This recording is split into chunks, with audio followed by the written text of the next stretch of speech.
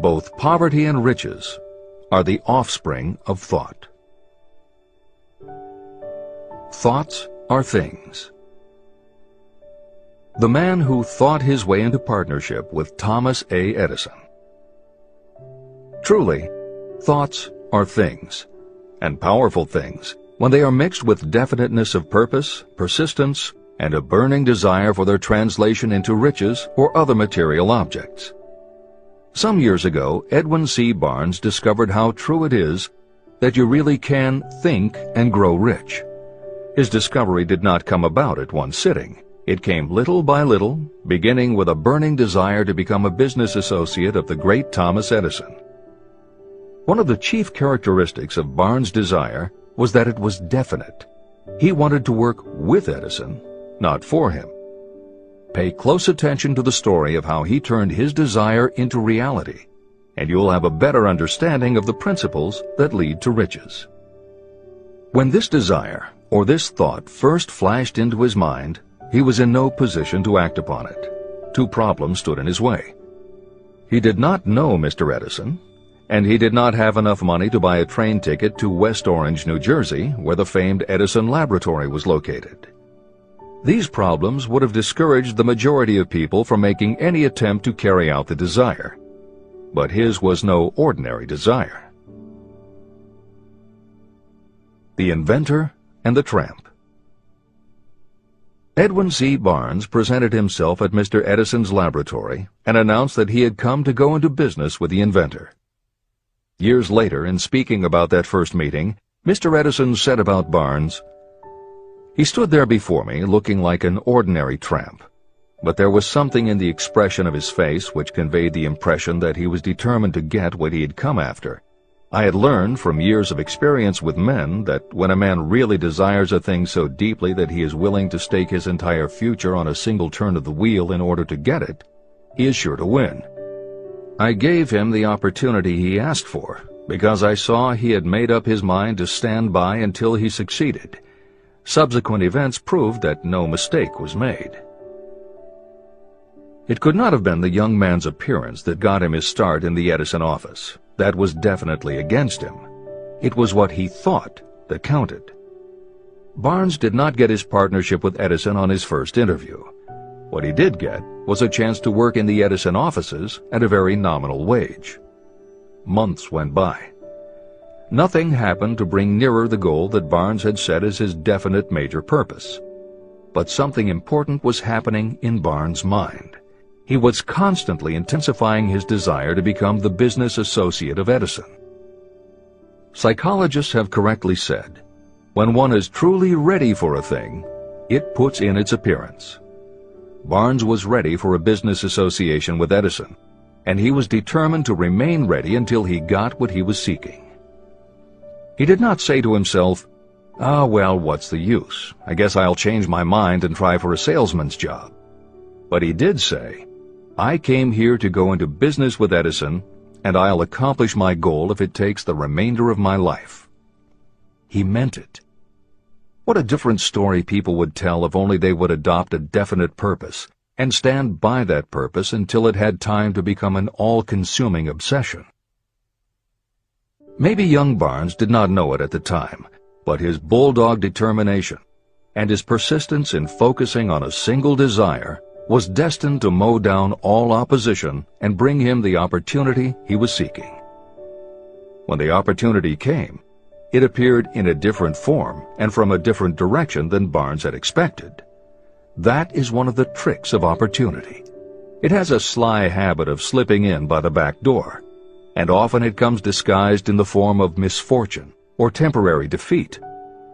Perhaps this is why so many people fail to recognize opportunity. Mr. Edison had just perfected a new device, known at that time as the Edison dictating machine. His salesmen were not enthusiastic about the machine. They did not believe it could be sold without great effort. Barnes saw his opportunity. It had crawled in quietly, hidden in a queer-looking machine that interested no one but Barnes and the inventor. Barnes knew he could sell the Edison dictating machine, and he told Edison so. Edison decided to give him his chance. And Barnes did sell the machine. In fact, he sold it so successfully that Edison gave him a contract to distribute and market it all over the nation. Out of that business association, Barnes made himself rich in money, but he did something infinitely greater.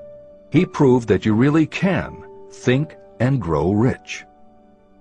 How much actual cash that original desire of Barnes was worth to him, I have no way of knowing. Perhaps it brought him $2 or $3 million. Editor's comment: $3 million in the early years of the 20th century would be comparable to more than $50 million in terms of buying power at the beginning of the 21st century. This is the end of the editor's comment. But the amount becomes insignificant compared with the greater asset he acquired: the definite knowledge that an intangible impulse of thought can be transmuted into material rewards by the application of known principles. Barnes literally thought himself into a partnership with the great Edison. He thought himself into a fortune. He had nothing to start with except knowing what he wanted and the determination to stand by that desire until he realized it. 3 feet from gold. One of the most common causes of failure is the habit of quitting when you're overtaken by temporary defeat. Every person is guilty of this mistake at one time or another. During the gold rush days, an uncle of my friend R.U. Darby was caught by gold fever, and he went west to Colorado to dig and grow rich. He had never heard that more gold has been mined from the thoughts of men than has ever been taken from the earth. He staked a claim and went to work with pick and shovel. After weeks of labor, he was rewarded by the discovery of the shining ore. He needed machinery to bring the ore to the surface. Quietly, he covered up the mine and returned to his home in Williamsburg, Maryland. He told his relatives and a few neighbors about the strike. They got together the money for the machinery and had it shipped. R.U. Darby decided to join his uncle, and they went back to work the mine. The first car of ore was mined and shipped to a smelter. The returns proved they had one of the richest mines in Colorado. A few more cars of that ore would clear their debts. Then would come the big killing in profits. Down went the drills. Up went the hopes of Darby and Uncle. Then something happened. The vein of gold ore disappeared. They had come to the end of the rainbow, and the pot of gold was no longer there. They drilled on, desperately trying to pick up the vein again, all to no avail. Finally, they decided to quit. They sold the machinery to a junkman for a few $100s and took the train back home. The junkman called in a mining engineer to look at the mine and do a little calculating. The engineer advised that the project had failed because the owners were not familiar with fault lines. His calculations showed that the vein would be found just 3 feet from where the Darbys had stopped drilling. And that is exactly where it was found. The junkman took millions of dollars in ore from the mine because he knew enough to seek expert counsel before giving up. Long afterward, Mr. Darby recouped his loss many times over when he made the discovery that desire can be transmuted into gold. The discovery came after he went into the business of selling life insurance. Never forgetting that he lost a huge fortune because he stopped 3 feet from gold, Darby profited by the experience in his newly chosen field. He simply said to himself, "I stopped 3 feet from gold, but I will never stop because men say no when I ask them to buy insurance." Darby became one of a small group of men who sell over $1 million in life insurance annually. He owed his stickability to the lesson he learned from his quitability in the gold mining business. Before success comes in anyone's life, that person is sure to meet with much temporary defeat, and perhaps some failure. When defeat overtakes a person, the easiest and most logical thing to do is to quit. That is exactly what the majority of people do. More than 500 of the most successful people this country has ever known told me their greatest success came just one step beyond the point at which defeat had overtaken them. Failure is a trickster with a keen sense of irony and cunning. It takes great delight in tripping you just when success is almost within reach.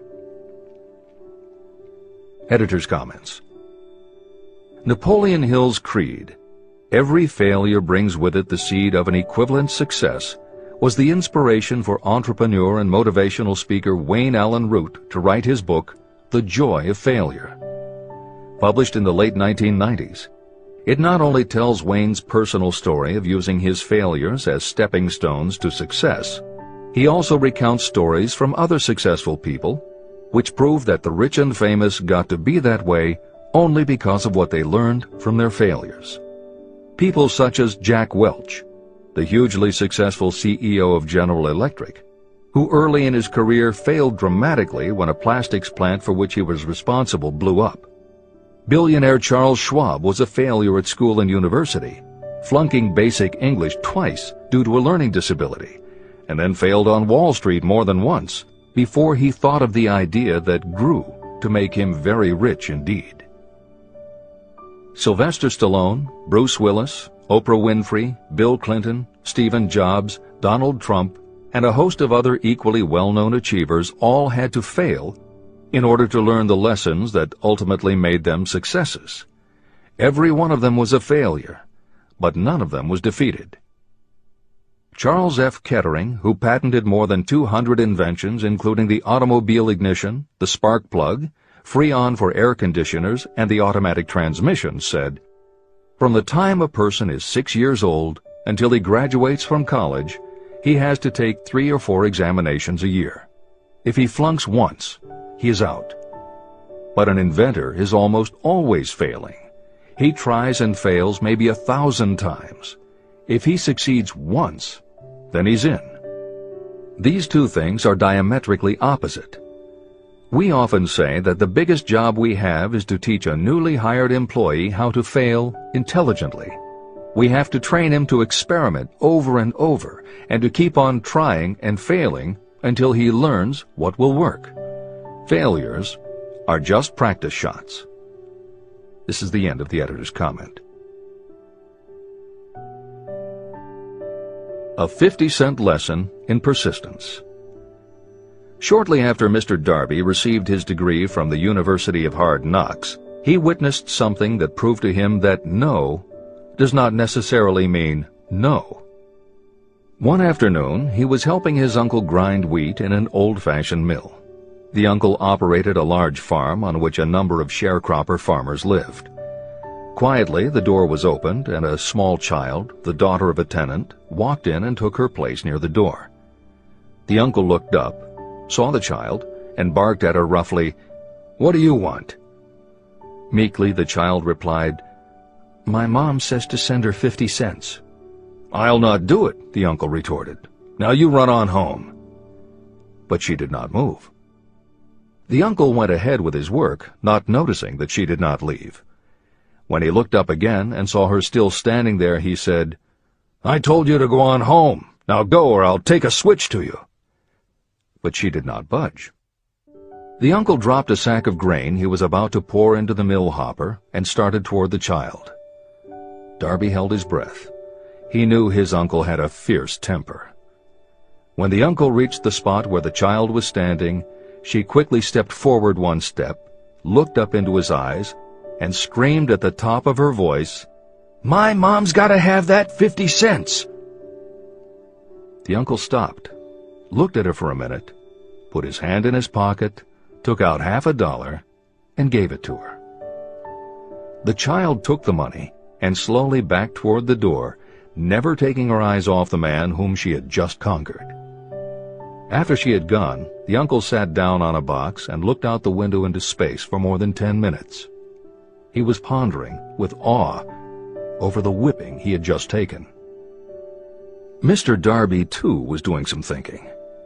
This was the first time in all his experience that he had seen a child deliberately master an adult. How did she do it? What happened to his uncle that caused him to lose his fierceness and become as docile as a lamb? What strange power did this child use that made her master of the situation? These questions flashed into Darby's mind, But he did not find the answer until years later, when he told me the story. Strangely, the story of this unusual experience was told to me in the old mill on the very spot where the uncle took his whipping. As we stood there in that musty old mill, Mr. Darby repeated the story and finished by asking, "What can you make of it? What strange power did that child use that so completely whipped my uncle?" The answer to his question will be found in the principles described in this book. The answer is full and complete. It contains enough details and instructions for you to understand and apply the same force that the little child accidentally stumbled upon. Keep your mind alert, and you will learn exactly what strange power came to the rescue of the child. You may catch a glimpse of the power in this chapter, or it may flash into your mind in some later chapter. If you stay alert to the possibility, somewhere you will find the idea that will quicken your receptive powers and place at your command this same irresistible power. It may come in the form of a single idea, or it may come as a complete plan or a purpose. It may even cause you to go back over your past experiences of failure or defeat, and in doing so, it may bring to the surface some lesson by which you can regain all that you lost through defeat. After I had explained to Mr. Darby the power unwittingly used by the little child, he mentally retraced his 30 years as a life insurance salesman. As he did so, it became clear to him that his success was due, in no small degree, to the lesson he had learned from the child. Mr. Darby pointed out, "Every time a prospect tried to bow me out without buying, I saw that child standing there in the old mill, her big eyes glaring in defiance, and I said to myself, I've got to make this sale. The better portion of all sales I have made were made after people had said no." He also recalled his mistake in having stopped only 3 feet from gold. "But," he said, "that experience was a blessing in disguise. It taught me to keep on keeping on, no matter how hard the going may be. A lesson I needed to learn before I could succeed in anything." Mr. Darby's experiences were commonplace and simple enough, yet they held the answer to his destiny in life. In fact, to him the experiences were as important as life itself, and he was able to profit from these 2 important experiences because he analyzed them and found the lesson they taught. But what if you don't see the events of your life as being experiences of such profound significance? And what about the young person who doesn't yet have even minor failures to analyze? Where and how will they learn the art of converting defeats into the stepping stones to opportunity? That is exactly why this book was written, to answer those questions. To convey my answer, I have constructed 13 principles. These principles work individually or together as catalysts. The specific answer that you are looking for may already be in your own mind. Reading these principles may be the catalyst that causes your answer to suddenly come to you as an idea, a plan, or a purpose. One sound idea is all you need to achieve success. These 13 principles contain the best and most practical ways and means of creating ideas. Success consciousness. Before I go any further in the description of these principles, you should know this. When riches begin to come, they come so quickly and in such great abundance that you will wonder where they've been hiding during all those lean years. This is an astounding statement, especially when you take into consideration the popular belief that riches come only to those who work hard and long. When you begin to think and grow rich, you will observe that riches begin with a state of mind, with definiteness of purpose, with little or no hard work. What you need to know now is how to acquire the state of mind that will attract riches. I spent 25 years researching the answer to that question, because I, too, wanted to know how wealthy men become that way. What you will learn is that as soon as you master the principles of this philosophy and begin to apply those principles, your financial status will begin to improve. Everything you touch will begin to transmute itself into an asset for your benefit. Impossible? Not at all. One of the main weaknesses the average person suffers is too much familiarity with the word impossible. We know all the rules that will not work. We know all the things that cannot be done. This book was written for those who seek the rules that have made others successful and are willing to stake everything on those rules. Success comes to those who become success conscious. Failure comes to those who allow themselves to become failure conscious. The object of this book is to help you learn the art of changing your mind from failure consciousness to success consciousness. Another weakness is the habit of measuring everything and everyone by your own impressions and beliefs. Some of you reading this will have trouble believing that you can think and grow rich because your thought habits have been steeped in poverty, misery, failure, and defeat. This kind of thinking reminds me of the story about the man who came from China to study at the University of Chicago. One day, President Harper met this young man on campus and stopped to chat with him for a few minutes. He asked what had impressed him as being the most noticeable characteristic of the American people. "Why," the student exclaimed, "the unusual shape of your eyes." It's all a matter of perspective and habit. The same is true of your belief in what a person can achieve. If you have formed the habit of seeing life only from your own perspective, you may make the mistake of believing that your limitations are in fact the proper measure of limitations. The impossible Ford V8 motor. When Henry Ford decided to produce his famous V8 motor, he chose to build an engine with the entire 8 cylinders cast in one block. Ford instructed his engineers to produce a design for the engine. The design was drawn up on paper, but the engineers agreed to a man that it was simply impossible to cast an 8-cylinder engine block in one piece. Ford said, "Produce it anyway." But they replied, "It's impossible." "Go ahead," Ford commanded, "and stay on the job until you succeed, no matter how much time is required." So the engineers went ahead. 6 months went by. Nothing happened. Another 6 months passed, and still nothing. The engineers tried every conceivable plan to carry out the orders, but the thing seemed out of the question. Impossible. At the end of the year, Ford again checked with his engineers, and again they told him they had found no way to carry out his orders. "Go right ahead," said Ford.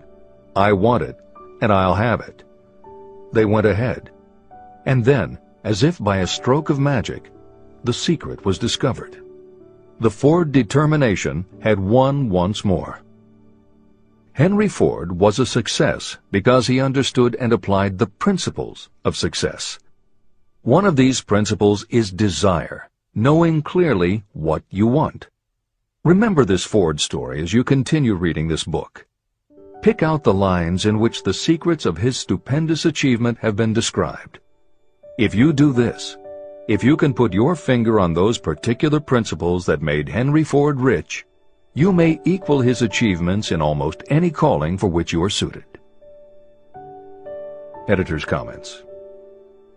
To those readers who may interpret Ford's actions as nothing more than obstinacy, the editors would point out that he was employing a technique that has become a common part of strategic planning in many industries, including aerospace, computers, medicine, and the military. When launching large, complicated, long-term projects, the planners often know that at certain points along the way they will need components that simply do not yet exist. The fact that at the beginning there is no way to get from A to B does not deter them. There are many parts of the project they can get started on now, and they just assume that by the time they get to the point where they will need a technology or a device, they will have solved the problem of making it, and they have been proven right time and again. Stated simply, the technique is to clearly know what you want to accomplish, have faith in your ability to do it, and persist until you have accomplished your goal. This is the end of the editor's comments. Why you are the master of your fate. When the famed English poet William Henley wrote the prophetic lines, "I am the master of my fate, I am the captain of my soul," He should have informed us that the reason we are the masters of our fate, the captains of our souls, is that we have the power to control our thoughts. He should have told us that it is because in some way our brains become magnetized with the dominating thoughts that we hold in our minds. And it is as though our magnetized minds attract to us the forces, the people, and the circumstances of life that are in sync with our dominating thoughts. He should have told us that before we can accumulate riches in great abundance, we must magnetize our minds with intense desire for riches. That we must become money conscious until the desire for money drives us to create definite plans for acquiring it. But being a poet, Henley contented himself by stating a great truth in poetic form, leaving those who followed him to interpret the philosophical meaning of his lines. Little by little, the truth has unfolded itself, until I have come to know with certainty that the principles described in this book hold the secret of mastery over our economic fate. Principles that can change your destiny. We are now ready to examine the first of these principles, and as we do, I ask you to maintain a spirit of open-mindedness. Remember as you read that these principles are not my invention, nor are they the invention of any one person. These principles have worked for literally millions of people. You, too, can put them to work for you and your own enduring benefit. You will find it easy, not hard to do. Some years ago, I delivered the commencement address at Salem College in Salem, West Virginia. I emphasized with so much intensity the need to have a burning desire that one of the members of the graduating class became completely convinced and made it a cornerstone of his own philosophy. That young man became a congressman and an important factor in President Franklin D. Roosevelt's administration. He wrote me a letter in which he so clearly stated his opinion of the principle of desire outlined in the next chapter, that I have chosen to publish his letter as an introduction to that chapter. It gives you an idea of the rewards to come. My dear Napoleon, my service as a member of Congress having given me an insight into the problems of men and women, I am writing to offer a suggestion which may become helpful to thousands of worthy people. In 1922, you delivered the commencement address at Salem College, when I was a member of the graduating class. In that address, you planted in my mind an idea, which has been responsible for the opportunity I now have to serve the people of my state, and will be responsible, in a very large measure, for whatever success I may have in the future. I recall, as though it were yesterday, the marvelous description you gave of the method by which Henry Ford, with but little schooling, without a dollar, with no influential friends, rose to great heights. I made up my mind then, even before you had finished your speech, that I would make a place for myself, no matter how many difficulties I had to surmount.